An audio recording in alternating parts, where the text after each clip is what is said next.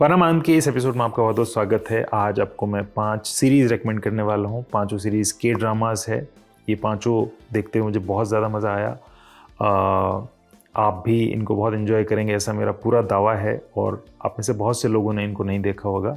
ये पांचों सीरीज़ एक ही प्लेटफॉर्म पे अवेलेबल है, नेटफ्लिक्स पे, और इनमें से अधिकतर है वो हिंदी में भी अवेलेबल है, हिंदी ऑडियो के साथ। बाकी हैं वो कोरियन ऑडियो के साथ और इंग्लिश सबटाइटल के साथ अवेलेबल है।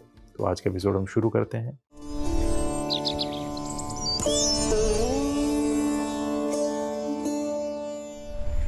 पहली रिकमेंडेशन किंगडम। कोरिया से निकली सीरीज़ की अगर सूची बनेगी तो मैं इस सीरीज़ को शीर्ष पे रखूँगा, टॉप पे रखूँगा। 17वीं सदी का कोरिया है, एक राजा का शासन वहाँ है। वहाँ का राजकुमार ये जानने में लगा है कि उसके पिता को और राजा को आखिर क्या हुआ है और आखिर क्या रहस्यमय बीमारी उसको हुई थी।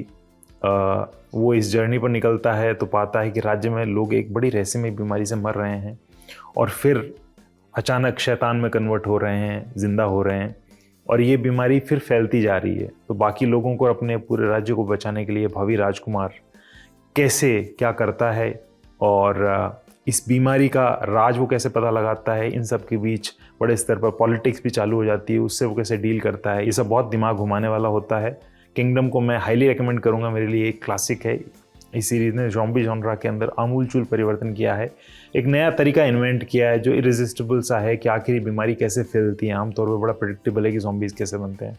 साथ ही एक तरफ ये ज़ॉम्बी आउटब्रेक की बात करती, दूसरी तरफ सीरीज़ में राजनीतिक दांव पे चले आ रहे हैं, सत्ता हथियाने की चालें चली जा रही है।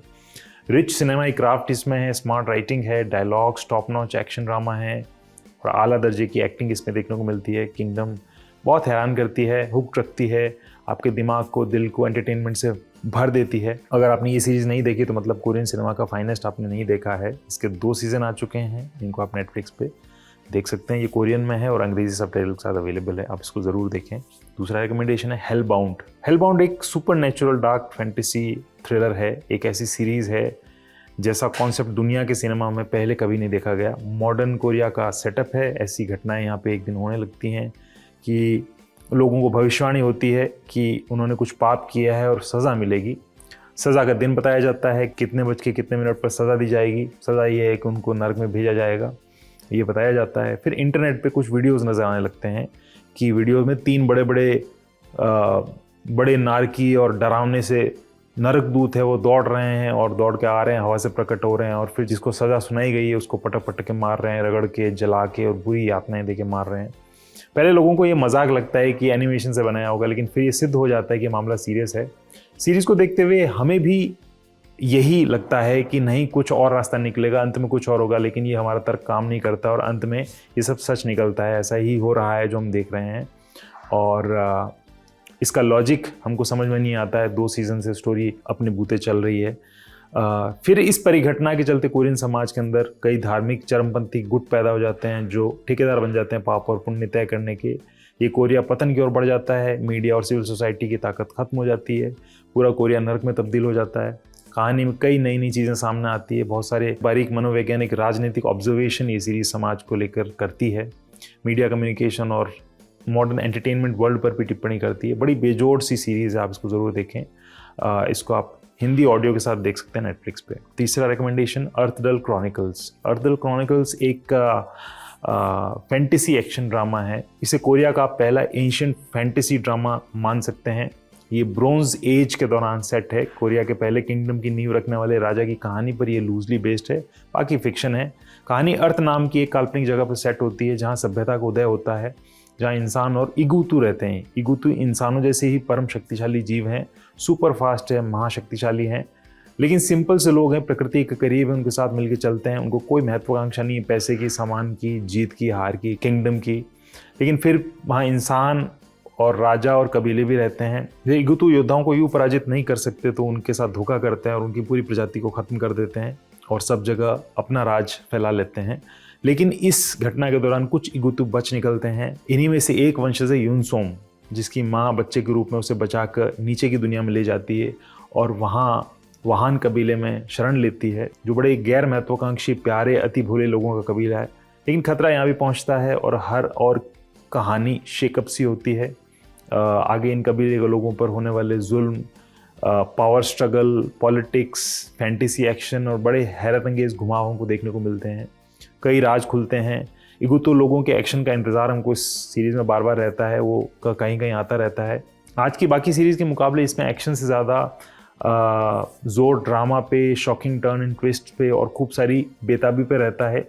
एक बार देखना शुरू करने के बाद आपके लिए रुकना मुश्किल हो जाएगा। पहला सीज़न ख़त्म होने के बाद मैं बहुत बेचैन रहा था दूसरे सीज़न के लिए, क्योंकि बहुत टाइम लेके वो आया था। इसके 2 सीज़न फ़िलहाल आ चुके हैं, खूब सारे एपिसोड हैं। जब आपका खूब मन भर के मनोरंजन खाने पीने का मन हो तो आप इसको देखें, लगाएं। इसको आप कोरियन में ही देख पाएंगे अंग्रेजी सबटाइटल के साथ नेटफ्लिक्स पे। अगला रिकमेंडेशन गयोंगसोंग क्रिएचर। गयोंगसोंग क्रिएचर एक बढ़िया रसीली सी सीरीज़ है। कॉन्सेप्ट के स्तर पे कोरियन सिनेमा वालों की बहादुरी को दिखाने वाली सीरीज़ है कि वो क्या क्या करना चाहते हैं और क्या क्या करते हैं। ये कहानी 1945 में शुरू होती है। गयोंगसोंग जो कि मौजूदा सोल है, उस जगह पे जापानी सेनाओं का कब्जा है। इस दौरान वर्ल्ड वॉर 2 का टाइम है। इसी शहर में एक पॉन शॉप, यानी जो कीमती चीज़ें गिरवी रखी जाती है वो दुकान, उसका एक मालिक रहता है जो बड़ा सेलिब्रिटी है और शहर का केंद्र है उसकी दुकान। वो आदमी, उसके पास एक महिला मिलने आती है जो कि एक ट्रैकर है, वो लापता लोगों को खोजती है। उसके पास एक महिला की फ़ोटो है और उसको ढूंढ रही है और उसे खोजना ही है। और वो इस पॉन शॉप के मालिक से मिलती है और फिर दोनों के बीच नोकझोंक होती है और एक रोमांटिक ट्रैक भी चालू होता है। फिर वो जब उस औरत को ढूंढने निकलते हैं तो उनका सामना एक खतरनाक क्रिएचर से होता है जो बहुत विशालकाय और अजीब सा है, डरावना है। अब ये लोग इस क्रिएचर से कैसे दूसरे लोगों को बचाएंगे, उनके जिस जगह रहते हैं उस जगह का क्या होगा, जापानी सेना का सामना कैसे करेंगे, इनके और इनके दोस्तों के बीच में क्या क्या घटनाएं होती है, नोकझोंक होती है, और उस लापता महिला को खोजा जा सकता है या नहीं जा सकता है, ये इसकी कहानी है। इसमें कई खतरनाक टकराव और कई बेचैन करने वाले मोड़ आते हैं। हर वक्त ये आपको और आपके ध्यान को पकड़े रहती है, आपको मज़ा आता है। इसके 2 सीज़न आ चुके हैं। इसको आप हिंदी ऑडियो के साथ देख सकते हैं नेटफ्लिक्स पे। आखिरी रिकमेंडेशन है parasite the grey. Parasite the grey बहुत ही इंगेजिंग, एंटरटेनिंग और तृप्त करने वाली सीरीज़ है। एक साइंस फिक्शन जॉनरा की हॉरर सीरीज़ है। 2024 में आई थी। इसमें कुछ यूँ होता है कि दुनिया में अचानक कुछ पैरासाइट यानी परजीवी इंसानों के ब्रेन पे कब्जा करने लग जाते हैं और फिर वे कब्जा कर लेते हैं, तो फिर शिकार करने के लिए इंसान का सिर फाड़ के निकलते हैं और अजीब सी आकृति बनाते हैं और लोगों को मारते हैं और फिर वापस वो ब्रेन और सिर ढक जाता है और वो उसमें छुप जाते हैं। इस प्रकार इनका मैकेनिज़्म काम करता है। कोरिया में भी ऐसा होता है। दुनिया के साथ साथ एक लड़की है, उसका एक्सीडेंट हो जाता है, वो लगभग मर ही चुकी होती है लेकिन वो ज़िंदा हो जाती है। उसके अंदर भी एक पैरासाइट घुस जाता है, लेकिन उसके साथ ये यूनिक होता है कि बाकी लोगों की तरह वो पैरासाइट उसके ब्रेन पे कब्जा नहीं कर पाता। लड़की मरने वाली होती है तो पैरासाइट के घुसने से बच जाती है और पैरासाइट को भी एक शरीर चाहिए होता है, होस्ट चाहिए होता, लड़की के शरीर में अपनी जगह पाता है। लेकिन चूंकि वो उसके ब्रेन पे कब्जा नहीं कर पाता है तो दोनों एक उधेड़-बुन में फंस गए हैं, क्योंकि दोनों एक दूसरे पे कब्जा जब चाहे कर सकते हैं, इस तरीके की स्थिति में है। पर ये चीज़ इस लड़की के पक्ष में जाती है, उसको फेवर करती है, क्योंकि अब पैरासाइट लोग एक तरफ हो रहे हैं, इंसान लोग एक तरफ हो रहे हैं और इस लड़की को दूसरे पैरासाइट से भी बचना है और उस टास्क फोर्स से भी बचना है जिसे इन जीवों को मारने के लिए सरकार ने बनाया है। तो action, science fiction, zombie, creature, horror के कदरदानों के लिए ये एक मस्ट वॉच सीरीज़ है। इसको आप हिंदी में देख सकते हैं, नेटफ्लिक्स पे देख सकते हैं। तो 5 ज़बरदस्त सीरीज़ है, आप इसको देखिएगा, बताइएगा आपको कैसी लगी है। आपको बहुत टाइम लगेगा इनको देखने के लिए, तो आपके पास पूरा समय है और जब आपके पास खूब समय हो तो आप इसको देखें। और परमानंद में आज इतना ही, शुक्रिया। अगले एपिसोड में फिर मिलेंगे। आप अपनी रिकमेंडेशंस भी हमको ज़रूर बताइएगा और फीडबैक दीजिएगा। मरे जा रहे हम गर्मी में, हाय बालमा मरे जा।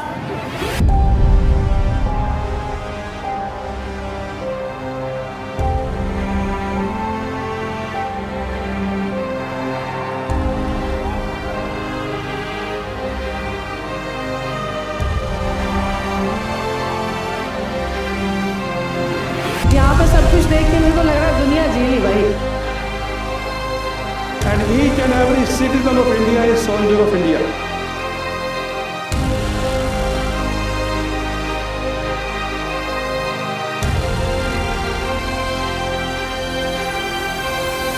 जलवा है हमारा यहाँ। फिर जमेगा अड्डा, फिर आपके बीच होंगे आपके पसंदीदा सितारे। 21 से 23 नवंबर मेजर ध्यानचंद नेशनल स्टेडियम, नई दिल्ली। 3 दिनों के न भूलने वाले अनुभव के लिए तैयार हो जाइए। आइए ललन टॉप अड्डा में और बनाइए यादें जो रहेंगी हमेशा। टिकट बुक करें डिस्क्रिप्शन में दिए लिंक से। कोड इस्तेमाल करें LT200 और पाएं 200 रुपए की छूट।